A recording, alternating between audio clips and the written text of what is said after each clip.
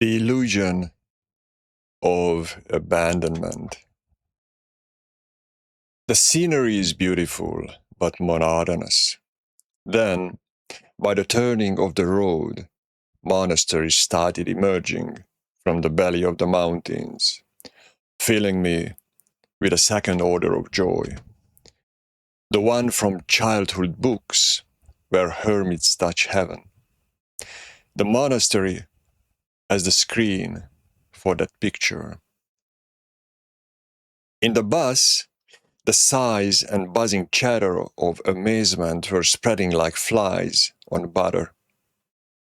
A sense of arrival, a lifting of the burdens of ordinary life off their shoulders. This is what entering heaven or ascendance to universal consciousness would look like. The group experience of astonishment at the sight of the monasteries was taken by most as being moved by the Holy Spirit.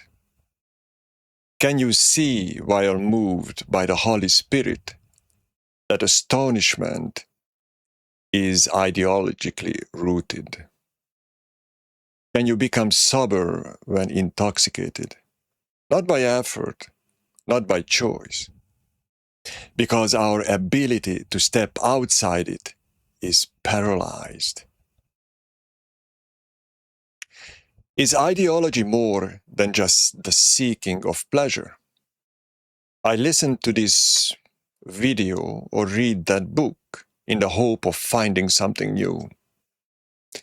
Does it feel good when you find it, or when you are validated?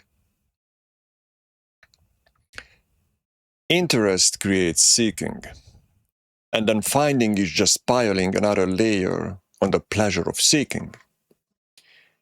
Does religion, by condemning the pleasures it disapproves of, sanctify the pleasure of condemnation itself and the desire for abandonment? You want ice cream because you like it. You want abandonment in God because you would like that. Liking is already there. Wanting follows liking. Arrival is projected as more liking. The object is different. The chain is identical. And it is visible now as you listen in the small liking for the next sentence. By qualifying pleasure, aren't we just avoiding facing the totality of it? So we are not condemning pleasure. We are investigating it. What is it that makes us seek pleasure in all its forms? Spirituality, religion, physical sensation, entertainment, human interactions. What moves action and our demand for the joy of contentment?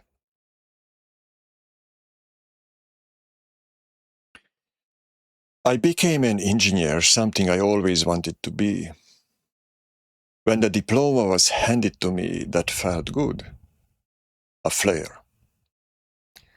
Joy was not the same feeling. Joy was months later, still doing what I had dreamed of doing with a relaxed sense of pleasantness. People seek something that would deepen pleasure so life becomes meaningful. A new teaching, a practice, a belief that explains fear or hopelessness.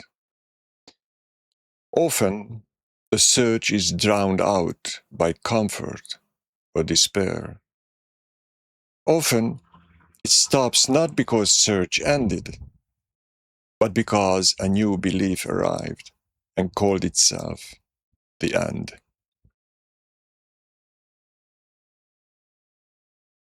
If you look at the structure of joy closely, you'll discover that it's built on the pleasures of achievement and becoming with a little but significant twist. It's built on correlation between becoming and desire. Had I been an engineer because of coercion or validation, there would be no joy in my life now. Seeking was fun. Finding was not so much. When found, the ground for joy was gone. But God was made mysterious long before my arrival. Universal consciousness placed just out of reach. The feeling of I am there, but not really, kept the gap open. Purpose snuck back in, and with purpose, the joy of seeking returned. Physical becoming completes itself. Psychological becoming cannot. The self that was supposed to arrive keeps slipping away. Before you were absorbed in some anxious thoughts, a desire to read promised relief. Reading feels good. It feels like you are on the right path. Now you have a sentence that feels true. The relief that comes from it lasts for a while. Your mood is elevated, and finally, you smile. When your facial muscles become tired, the smile wanes away. You are back where you started from. Spirituality or religion elevates joy above pleasure, yet the mechanism that they rest on is the same. I place a footnote here and discuss it after the piece. So joy is not about pleasure because its maintenance depends on desire. Abandonment becomes our new attachment. In some rare cases, the surge drops, not as a decision, but seeing surge in its totality, seeing without desire. You can't plan for it because planning includes desire. Desire to arrive or desire to abandon is a filter. It shapes perception that becomes the ground for action. When the mechanism is seen, actually seen, the whole movement of projecting a goal and reaching, the seeing is the end of it. The dropping follows seeing. That's how it first appears. First the seeing, then the relief. But look at that sequence. Where is the gap? Seeing is seeking ending. The dropping is just what we call seeing when we look at what happened to the seeking.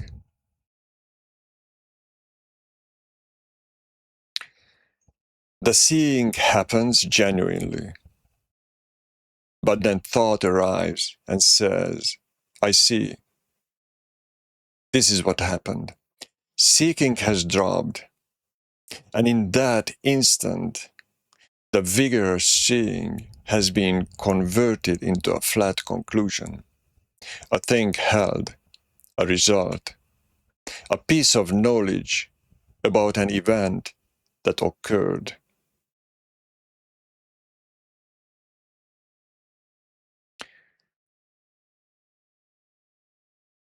The seeing is like a fresh print in the mud.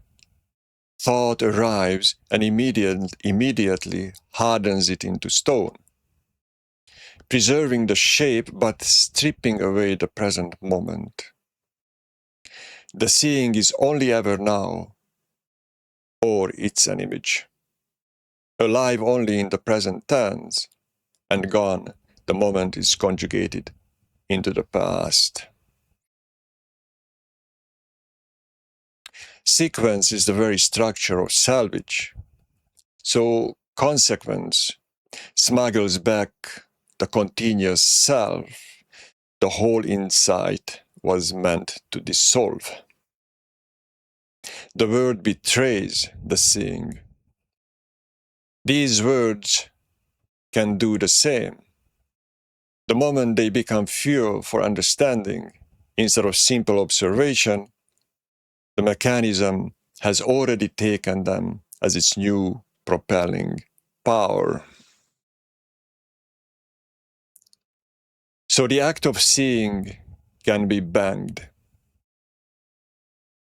The instant it's held as the correct formulation, not consequence, or it's an act of seeing, now I have it right, the self has salvaged itself again, this time into the one who found the better word.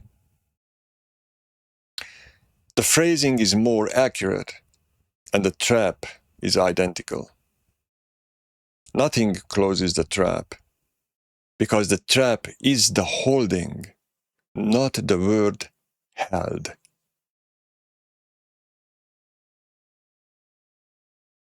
We treat stopping as the opposite of finding, as renunciation, as the noble giving up of the search.